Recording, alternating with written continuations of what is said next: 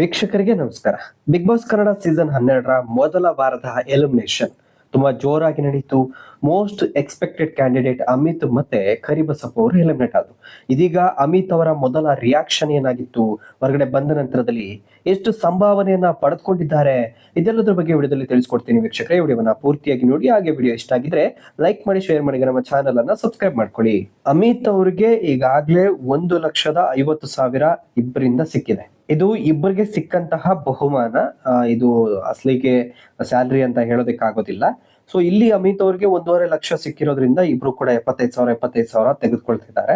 ಇನ್ನು ಅಮಿತ್ ಅವರು big boss ಬಗ್ಗೆ ಹೊರಗಡೆ ಬಂದ ನಂತರದಲ್ಲಿ ಹೇಳಿದಂತ ವಿಚಾರ ಏನಪ್ಪಾ ಅಂತ ಹೇಳಿದ್ರೆ, ನಾನು ಬಿಗ್ ಬಾಸ್ ನ ಕ್ರಿಂಜ್ ಶೋ ಅಂತ ಹೇಳಿದ್ದೆ. ಅದು ನಾನು ಮಾಡಿದಂತಹ ಮೊದಲ ತಪ್ಪು.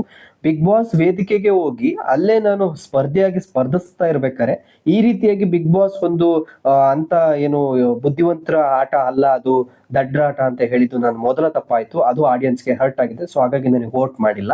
ಮತ್ತೊಂದು ಕಡೆ ನಾನು ಹಾಜಿಯಾಗಿ ಕೆಲಸ ಮಾಡ್ತಾ ಇದ್ದೆ. ಆದ್ರೆ ಬಿಗ್ ಬಾಸ್ ಮನೆ ಒಳಗಡೆ ಹೋದ್ಮೇಲೆ ನಾನು ಫುಲ್ಲು ಸೈಲೆಂಟ್ ಆದೆ. ಆಮೇಲೆ ನಾನು ಕೂಡ ಒಳ್ಳೆ ಒಂಥರ ರೀತಿಯಲ್ಲಿ ಏನೋ ಒಂದು ಆಕ್ಟ್ ಮಾಡೋಣ ಅಂತ ಟ್ರೈ ಮಾಡಿದೆ. ಅದು ಯಾವುದು ವರ್ಕ್ ಆಗ್ಲಿಲ್ಲ. ಅಂದ್ರೆ ತುಂಬಾ ಇನ್ನೋಸೆಂಟ್ ಆಗಿದ್ದು ನನಗೆಲ್ಲೋ ಒಂದ್ ಕಡೆ ಇದು ತುಂಬಾ ಡೇಂಜರ್ ಆಯ್ತು ಅಂತ ಅನಿಸ್ತು. ಆಮೇಲೆ ನಾನು ಕೆಲಸ ಮಾಡ್ತಾ ಇದ್ದಿದ್ದು ಆರ್ಜೆ ಅನ್ನೋದೇ ಅಲ್ಲಿ ಹೋಗಿ ಮರ್ತು ಬಿಟ್ಟೆ. ಸುಮ್ನೆ ಸೈಲೆಂಟ್ ಆಗ್ಬಿಟ್ಟೆ. ಯಾರು ನನ್ನ ಜೊತೆ ಮಾತಾಡ್ತಾರೋ ಅವ್ರ ಜೊತೆ ಮಾತ್ರ ನಾನು ಮಾತಾಡ್ತಾ ಇದ್ದೆ. ಅದರ್ವೈಸ್ ನಾನು ಯಾರ ಜೊತೆ ಮಾತಾಡ್ತಾ ಇರ್ಲಿಲ್ಲ. ಸೊ ಇಲ್ಲಿ ನಾನು ಆರ್ಜೆ ರೀತಿಲಿ ಅಲ್ಲೂ ಕೂಡ ಹಾಯ್ ಹೆಲೋ ನಮಸ್ಕಾರ, ಇದು ಬಿಗ್ ಬಾಸ್ ಆರ್ಜೆ ಅಂತ ಹೇಳಿ ಈ ರೀತಿಯಾಗಿ ಮಾಡಿದ್ರೆ ಚೆನ್ನಾಗಿರ್ತಿತ್ತು. ಸೊ ಎಂಟರ್ಟೈನ್ ಆಗ್ತಿತ್ತು. ನಾನು ಅದು ಯಾವ್ದು ಕೂಡ ಮಾಡ್ಲಿಲ್ಲ. ತುಂಬಾ ಡೀಸೆಂಟ್ ಫೆಲೋ ಆಗಿ ನಾನು ಇದ್ದಿದ್ದೆ ಅಲ್ಲಿ ತಪ್ಪಾಯ್ತು ಅಂತ ಹೇಳಿ ಆರ್ಜೆ ಅಮಿತ್ ಅವರು ಹೇಳಿರುವಂತದ್ದು.